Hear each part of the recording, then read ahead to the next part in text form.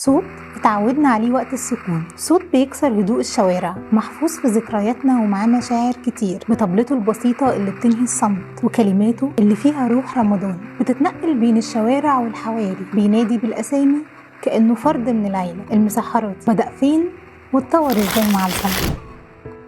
اولا كلمه مسحراتي جايه من كلمه السحر، وهو الوقت اللي قبل الفجر. المصطلح ده بدانا نستخدمه امتى محدش عارف، لكننا نعرف كويس قوي مين اول حد قام بالمهمه دي، وهو الصحابي الجليل سيدنا بلال بن رباح مؤذن الرسول عليه افضل الصلاه والسلام. وقتها الرسول كلفه انه يأذن عشان ينبه الناس انها تصحى تتسحر، وكان بعدها بشويه الصحابي عبد الله ابن مكتوم يأذن عشان ينبه الناس للامساك عن الطعام. وبكده نقدر نقول ان اول حد قام بمهمه المسحراتي في التاريخ هو سيدنا بلال. اما في مصر كانت البدايه في العصر العباسي، ووقتها كان اول ظهور لفكره ان حد يمشي في الشوارع ينادي الناس تتسحر. وتخيلوا مين عمل كده وقتها؟ اللي عمل كده وقتها والي مصر هو عنبسة ابن اسحاق، كان بيعمل جوله ليليه من مدينه العسكر في الفسطاط لمسجد عمرو بن العاص، وفي الطريق كان بينادي باعلى صوت: يا عباد الله تسحروا فإن في السحور بركة.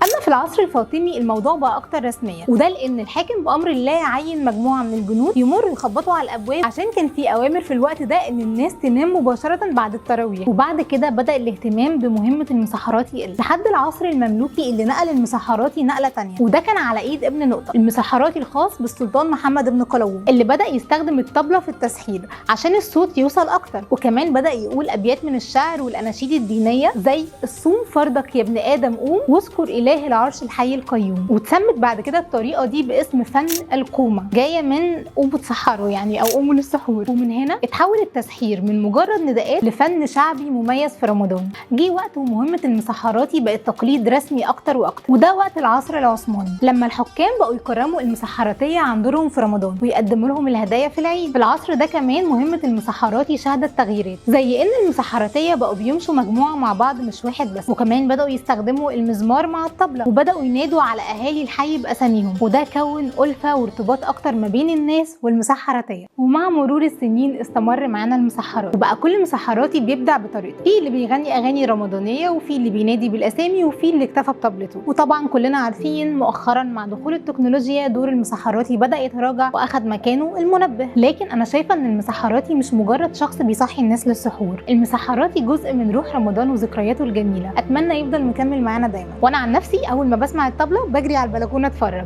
حد هنا زيي؟